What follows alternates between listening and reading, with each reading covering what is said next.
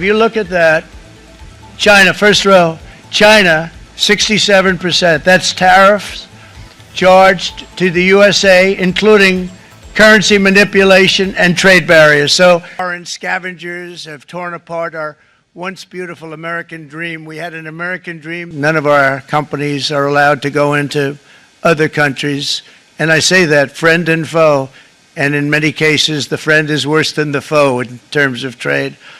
But such horrendous imbalances have devastated our industrial base and put our national security at risk. I don't blame these other countries at all for this calamity. I blame former presidents and past leaders who weren't doing their job. They let it happen.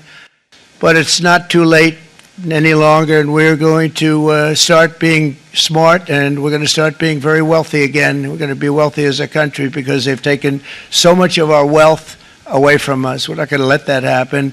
We truly can be very wealthy. We can be so much wealthier than any country. It's not even believable, but we're getting smart. Nearly a century later, in the face of unrelenting economic warfare, the United States can no longer continue with a policy of unilateral economic surrender. We cannot pay the deficits of Canada, Mexico, and so many other countries. We used to do it. We can't do it anymore. We take care of countries all over the world. We pay for their military. We pay for everything they have to pay. And then when you want to cut back a little bit, they get upset that you're not taking care of them any longer. But we have to take care of our people, and we're going to take care of our people first. And I'm sorry to say that.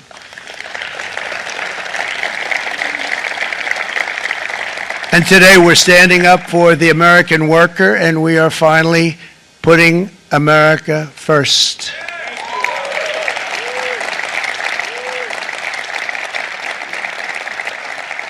In short, chronic trade deficits are no longer merely an economic problem. They're a national emergency that threatens our security and our very way of life. It's a very great threat to our country. And for these reasons, starting tomorrow, the United States will implement reciprocal tariffs on other nations. It's been a long time since we even thought of that. We used to think about it a lot. We didn't think about it for many decades, and you see what's happened. For nations that treat us badly, we will calculate the combined rate of all their tariffs, non-monetary barriers, and other forms of cheating. And because we are being very kind, we're kind people. Very kind. You're not so kind when you got ripped off with your salaries. My auto worker friends and my Teamster friends and all of the unions that typically voted Democrat, they're not voting Democrat anymore because worker, whether union or non-worker, they're for the Republicans now. That's what happened. But we will charge them approximately half of what they are and have been charging us. So the tariffs will be not a full reciprocal. I could have done that, yes, but it would have been tough for a lot of countries who didn't want to do that. I'd like to see the chart if you have it. Could you bring it up, Howard? This is our great Secretary of Commerce, Howard Lutnick.